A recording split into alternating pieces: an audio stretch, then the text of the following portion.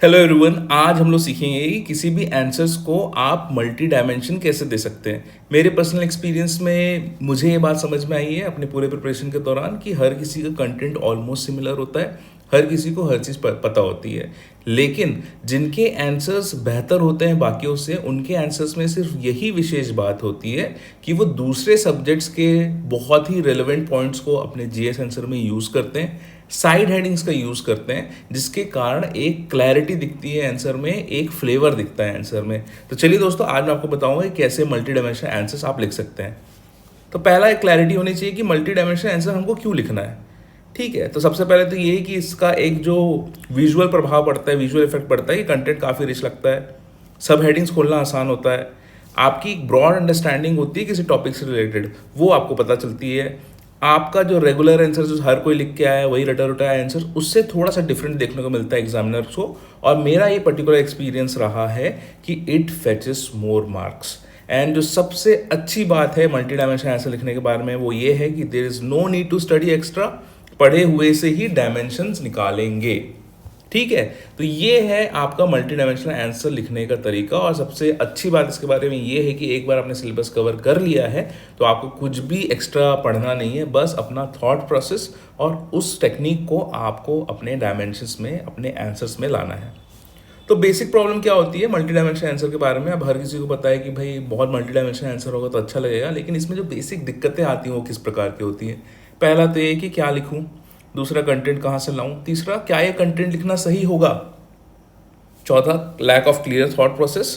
और अगर मान लीजिए आपको सब कुछ आता भी है, लेकिन अगर कोई पर्टिकुलर क्वेश्चन आ जाता है तो उसमें आप कैसे इंस्टेंटली दूसरे सब्जेक्ट्स की या फिर कोई बहुत ही रिलेवेंट पॉइंट्स के मल्टी डायमेंशंस में ऐड कैसे करेंगे, इसमें दिमाग नहीं चलता है। तो this is something that requires practice, और प्रैक्टिस से ही सब कुछ होगा, एकदम से तो कुछ भी नहीं होने वाला है। सबसे इजी तरीका है जो मल्टी डायमेंशनल आंसर्स को लिखने का है, वो that is key use your syllabus to pull dimensions. जो आपका जीएस का सिलेबस है पेपर 3 से लेके पेपर 7 तक, उसको पूरा दौड़ा दो अपने आंसर्स को। एक बार उससे कैसे कह सकते हैं इसको, ऐसे इमेजिन करो कि चाय है और बहुत सारी छन्नी है। ठीक है, अलग अलग साइज की। ठीक है, कुछ बहुत बारीक है, कुछ थोड़ी सी बड़ी है। और उसको आप मान लो ऊपर से चाय डाल रहे हो एंड चाय पत्ती के साथ डाल रहे हो, कुछ और डाले होगे, है ना। तो मान लीजिए वहाँ से आप फिल्टर कर रहे हो और 8-10 फिल्टर लगे हुए हैं, तो लास्ट में आपको एक बहुत ही रिफाइंड चाय मिलेगी, जिसमें किसी प्रकार का कोई चाय पत्ती के दाने या फिर कुछ और ऐसा चीज़ नहीं होगी। तो आपको क्या करना है, कोई भी आपको क्वेश्चन आता है तो उसको इन्हीं 6-7 फिल्टर से गुजारिए और देखिए कि कौन से डायमेंशन यहाँ से खींचे जा सकते हैं। फॉर एग्जाम्पल पेपर 3 की बात करें तो हिस्टोरिकल रेफरेंस हो सकते हैं, किसी वॉर के बारे में बात हो सकती है, किसी कोर्ट के बारे में बात हो सकती है, कोई कैरेक्टर हो सकता है, कोई माइथोलॉजी से संबंधित क्वेश्चन हो सकते हैं। ठीक है, कोर्ट्स का मतलब क्या है, कोई मान लीजिए कोई बहुत ही महान फिगर हुए, गांधी जी हो गए, चाणक्य हो गया, उनके कोर्ट्स यूज़ कर दो। मान लो ऐसे कोई वॉर है जो कि वर्ल्ड वॉर 2 हो गया, वर्ल्ड वॉर 1 हो गया, इनके रेफरेंसेस यूज़ कर दो। कारगिल वॉर से इनके रेफरेंसेस यूज़ कर दो। कोई कैरेक्टर है हिस्ट्री में, मान लीजिए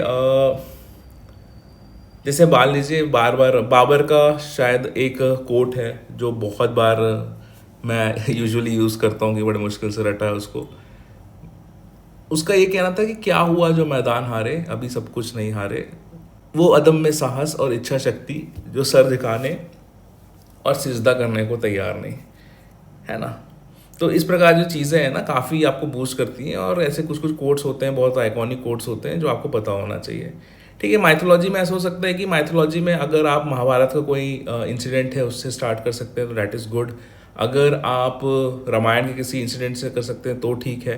कोई एथिक्स से रिलेटेड कोई क्वेश्चन है, कोई माइथोलॉजी आपने सुन के रखी है, चाहे छत्तीसगढ़ में कोई इसी प्रकार की माइथोलॉजी है, उसके बारे में कोई अगर रेफरेंस है तो आप यूज़ कर सकते हैं। ये सेम जो डायमेंशन है आपको उसको जीएस आंसर में यूज़ कर सकते हैं और एसए में भी यूज़ कर सकते हैं। तो जो हिस्टोरिकल रेफरेंस है वो यूजुअली आपके ऐसे कॉन्टेक्स्ट में अच्छा होता है, लेकिन कभी कभी जीएस में भी काम आ जाता है। दूसरा पॉलिटी का तो काफ़ी सिंपल है। कोई भी चीज़ अगर न्यूज़ में चल रही है, सुप्रीम कोर्ट का कुछ वर्डिक्ट आया हुआ है, अगर आपको कोई आर्टिकल समझ में आ रहा है कि मान लीजिए freedom of speech and expression है, तो आप बोल सकते हो कि आपके जो आर्टिकल 19 है इंडियन कॉन्स्टिट्यूशन का, वो गारंटी करता है freedom of speech and expression. ठीक है, कॉन्स्टिट्यूशनल, अब जो जार्गन्स होते हैं ना, constitutional morality, limited government, constitutionalism, ठीक है, constitutional democracy over populist democracy, judicial over reach, judicial activism. मान लीजिए कोई लैंडमार्क जजमेंट्स हैं, for example history owns an apology to LGBTQ community, है ना, इस प्रकार का वर्डिक्ट आया हुआ है सुप्रीम कोर्ट का, किसी जज ने ऐसा कोई बहुत आइकॉनिक बोला है, तो इसके लिए थोड़ा सा आपको पता होना चाहिए। ठीक है, ये जो डायमेंशंस है ना, यहाँ से अगर आपका एक लाइन का भी पॉइंट निकल रहा है ना, that is more than enough, क्योंकि हमारे पास 7 पेपर है और हर डायमेंशन से अगर एक एक पॉइंट निकल आया तो बहुत ही ज़्यादा फ्लेवर आ जाता है आंसर्स में।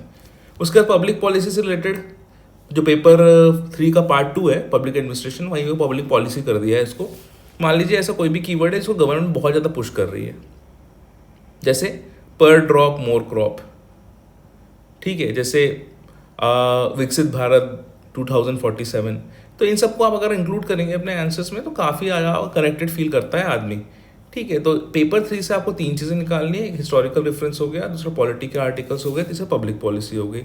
पेपर 4 से सिंपली है, अगर कोई लेटेस्ट डेवलपमेंट है, कोई मिसाइल बन रहा है, रॉकेट बन रहा है, चंद्रयान बन रहा है, या फिर उसके लैंडिंग साइट को अगर शिव शक्ति नाम दिया गया है, या इंडियन का स्पेस या फिर डिफेंस में कुछ नए इनोवेशंस हुए हैं, या फिर मान लीजिए वुमेन एम्पावरमेंट का कोई रिलेशन है, जैसे साइंस टेक में कह सकते हैं कि मान लीजिए इसरो के चंद्रयान 2 या 3 के अगर जो पूरा का पूरा मैनेजिंग टीम थी उसमें महिला हेड थी, तो ये चीज़ काफ़ी ज़्यादा यूज़ आते हैं। ठीक है, तो DRDO इसरो के सक्सेस स्टोरीज है, इसमें आप देख सकते हैं। इन्वायरमेंट में देखो, बायोडाइवर्सिटी से रिलेटेड कैंपेन है, हसदेव अरण्य हो गया, कॉप सबमिट हो गए, कोई रिजोल्यूशन हमने पास किया है, या फिर कोई डाटा या रिपोर्ट हमको एयर पॉल्यूशन से रिलेटेड, इलेक्ट्रिक व्हीकल से रिलेटेड, एग्रीकल्चर से रिलेटेड, फूड सिक्योरिटी से रिलेटेड, एनर्जी से रिलेटेड हमको पता है, तो वो हम लोग वहाँ पे कोट कर सकते हैं। पेपर 5 में सिंपल है, मान लीजिए इकोनॉमी में अगर कोई रिपोर्ट आई हुई है, अगर कोई प्रोजेक्शन है किसी पर्टिकुलर इंस्टीट्यूट्स का कि किस प्रकार से इंडिया की ग्रोथ होने वाली है, मोस्ट इंपॉर्टेंटली कोई बहुत ही एब्स्ट्रैक्ट टॉपिक है, जैसे वुमेन इन वर्कफोर्स, अगर महिलाएं हमारे वर्कफोर्स में शामिल होती हैं तो हमारे GDP के कितने % बढ़ने के आशा है। ठीक है, इस प्रकार से एम्प्लॉयबिलिटी ऑफ वुमेन। ठीक है, अभी रिसेंटली एक पॉलिटिकल पार्टी ने अपने मैनिफेस्टो में जितने भी सेंट्रल सर्विसेज हैं उनमें 50% वुमेन रिजर्वेशन प्रपोज किया है। तो इस प्रकार की चीज़ें आपको पता होनी चाहिए। ज्योग्राफी में सिंपल है, आप उसको क्लाइमेट के टर्म्स में, एग्रीकल्चर के टर्म्स में, tribes, demography, industrialisation, mineral, energy security etcetera code कर सकते हैं। ठीक है, मान लीजिए कोई टॉपिक आया हुआ है, उसमें अगर आप उस पर्टिकुलर चीज़ में जोग्राफिकल एंगल है उसको आप प्रोड्यूस कर सकते हैं, तो डैट बिकम्स वेरी गुड। अगर मान लीजिए किसी जोग्राफिकल फैक्टर के कारण वहाँ पे कोई प्रॉब्लम हो रही है ना, फॉर एग्जांपल फ्लडिंग इन असम, ठीक है, फॉर एग्जांपल लद्दाख में जो अभी चल रहा है, ठीक है, तो ये सब इश्यूज आपको पता होना चाहिए कि कहाँ से हम लोग पुल कर सकते हैं।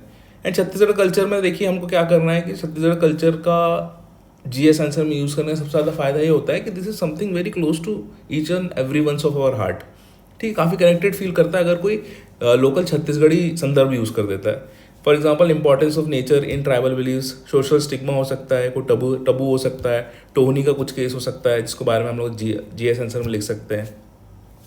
फॉरेस्ट कंजर्वेशन है, या फिर जो एक कोऑर्डिनेशन है या सिम्बायोटिक रिलेशनशिप है स्पेशली ट्राइबल्स का फॉरेस्ट के साथ, वो हम बता सकते हैं। एग्रीकल्चर का कुछ रेफरेंस दे सकते हैं, कोई बहुत ही ज़्यादा पॉपुलर हमारे यहाँ कुछ जनौला है, हाना है, कविता है, लाइन्स है, वर्ड्स है, वो हम लोग यूज़ कर सकते हैं। ठीक है, साथ ही साथ छत्तीसगढ़ में अगर रेफरेंस में बात कर रहे हैं तो एक प्रोग्रेसिव सा एक डिबेट जो हो सकती है एजुकेशन वर्सेस नक्सलिज्म, या expansion of technology in reducing left wing extremism इन छत्तीसगढ़। ठीक है, इस प्रकार के जो डायमेंशंस है वो आप यूज़ कर सकते हैं। पेपर 6 में देखो सिंपली ये है कि काफ़ी फिलोसफिकल स्टार्ट या कोट के आप लोग कर सकते हैं। ठीक है, चाणक्य को कोट कर दीजिए, गीता का रेफरेंस हो, रामायण हो गया, कोई संवाद हो सकता है दो, जैसे याज्ञवल्क्य और गार्गी संवाद हो सकता है, कोट्स हो सकते हैं, संस्कृत स्लोगन हो सकते हैं, एजुकेशन पे हो सकता है, ग्रीड हो सकता है, मोरालिटी हो सकता है। इसके बारे में अगर कुछ भी आपके पास कोट है तो उसको आप डाल दीजिए, काफ़ी अच्छा लगेगा। छत्तीसगढ़ कल्चर में यही है कि आपको जितना हो सके छत्तीसगढ़ी जो रेफरेंस है उसको आंसर में थोड़ा थोड़ा फ्लेवर डाल दिया करो। ठीक है, जिसको समझे बड़े बोलते हैं यूजुअली हम लोग यहाँ पे। ठीक, एंड पेपर 7 का अगर डायमेंशन की यूज़ करोगे तो ऐसा है कि जो लॉज है पेपर 7 पार्ट 1 में, अगर कोई नया लॉज आया है, बिल है, डिबेट चल रहा है, ट्रिपल तलाक है, कोई स्कीम है, इसको यहाँ पे डालिए। इंटरनेशनल बॉडीज़ में जैसे अब इंडिया की परमानेंट मेंबरशिप हो गई UNSC में, कोई एग्रीमेंट है, रिपोर्ट है, इसको हम लोग को देखना है। एंड HR डेवलपमेंट में देखिए अब अलग अलग चीज़ें देख लीजिए, एजुकेशन का क्या है, कोई रिपोर्ट आई है जैसे मान लीजिए आईआईटी बॉम्बे ने आज ही क्लैरिफिकेशन दिया है कि हमारे यहाँ जो न्यूज़ में जो फेक न्यूज़ चल रही थी कि 36% लोग अनएम्प्लॉयड है, तो ऐसा कुछ नहीं है, सिर्फ 3 या फिर 6% लोग ही अनएम्प्लॉयड है हमारे यहाँ, या इनका प्लेसमेंट नहीं हुआ है। ठीक है, तो मान लीजिए कोई इंडिया स्किल्स रिपोर्ट है, एम्प्लॉयबिलिटी रिपोर्ट है, अनएम्प्लॉयमेंट रिपोर्ट है, इसका कोई डेटा है, गर्ल्स एजुकेशन हो गया, न्यू स्कूल और मान लीजिए न्यू एजुकेशन पॉलिसी है, इस पे कोई डायमेंशन हो गया, तो यहाँ से अगर एक एक लाइन भी आप खींचेंगे ना तो काफ़ी आपका हो जाएगा। साथ ही साथ अगर मान लीजिए आप SC ST वुमेन या फिर PWD सेक्शन के सोसाइटी को अगर इंक्लूड करके आंसर लिखते हैं, then it always becomes very inclusive. तो इसमें देखिए मैं आपको क्या बताना चाह रहा हूँ कि यहाँ पे अगर आप इन सब टॉपिक से एक एक लाइन भी निकाल लें तो आपका आंसर लिखा जाएगा। ठीक है, ज़रूरी नहीं है कि आप सारे डायमेंशन से निकालें। मान लीजिए चलिए मैं हिस्टोरिकल रेफरेंस नहीं निकाल रहा हूँ, ठीक है, पॉलिटी का आर्टिकल निकाल लिया 1 पॉइंट, पब्लिक पॉलिसी निकाल लिया 2 पॉइंट हो गया। चलो साइंस टेक का कुछ बन नहीं रहा है, पेपर 5 में मान लो मैंने इकोनॉमी का कोई रिपोर्ट निकाल ली, 3 पॉइंट हो गया।